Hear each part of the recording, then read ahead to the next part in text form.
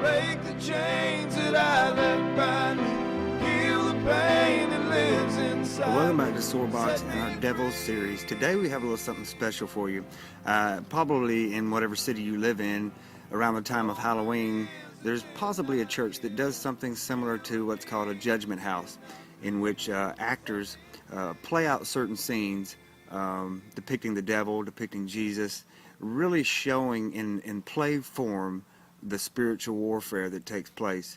And David is interviewing a young man called Devin who has taken part in one of these and wants to share a little bit about his experiences. I want to leave you with a verse, 2 Corinthians 10:4. It says, "The weapons of our warfare are not carnal." That means they're not fleshly. You can't hold them physically in your hand like a knife or something like that. "But mighty in God for pulling down strongholds." You know, we've been given prayer. We've been given faith. We've been given the Word of God. We have weapons available to us.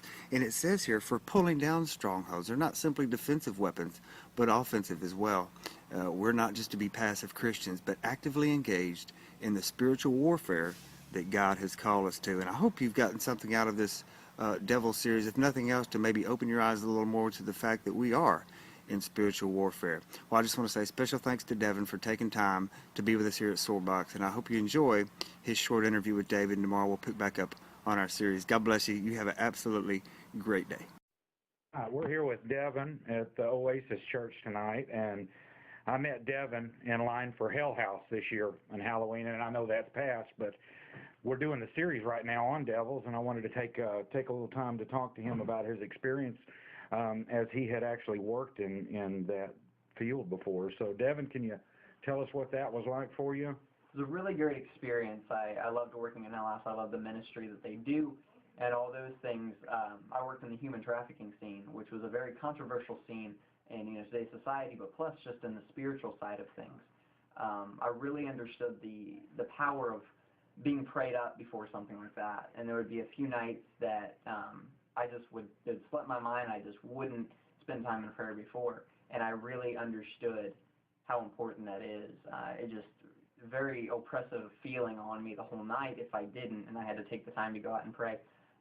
One night I was in bed, and I remember waking up, and I somehow the sheets had got wrapped around me. And I don't know how that was, but I remember in the dream, I felt like I was suffocating. And I really believe that, Satan, whenever you start to advance into his territory, he's definitely going to fight back. And I think that he has very strong tactics for that. But I also understand the power of Jesus and the power of prayer on that. People don't really understand the depth of the spiritual realm and how real it is, even in today's society. Yeah, I don't think people have they perceive, when you say devil, people think horns and pitchfork, and Mickey talked about that. The devil was one of the most beautiful creations, Lucifer was one of the most beautiful creations God had ever created. And it's so easy to be deceived by our own perceptions. But you being in there, you got to see that. I think you mentioned to me that the impact that, like the occult room, the impact that would have on the actors. Yeah. Well, they did the occult scene a few years back, and they actually had to stop it because it had such an effect on the actors.